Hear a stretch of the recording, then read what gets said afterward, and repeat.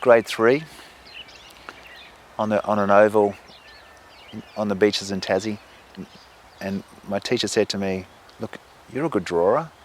There's some buildings across the side of the field that need to be drawn before they're demolished. Could you draw them?" I said, "Yes, I can."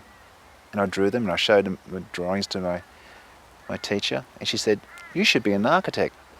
I said, "Yeah, I want to be an architect," not knowing what an architect was. I finished high school, and I was offered a job as an apprentice mason, not knowing what that was, another not known.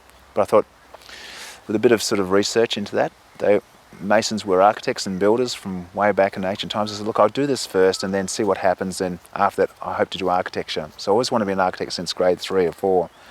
But I grew up with a community of mates that were kind of quirky, and we used to make art, sculptures in the bush, living in Tassie, being associated with light and the landscape and the ocean, surfing, kayaking, sailing.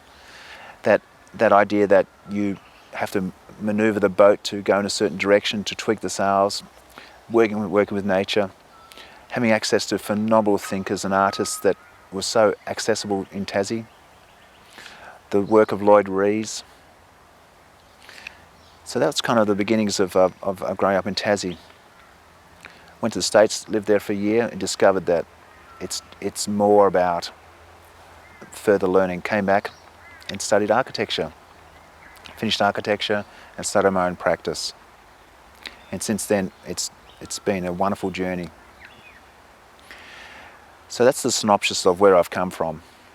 And where I'm hoping to go is places where it hasn't been necessarily trodden in terms of the architectural memorials.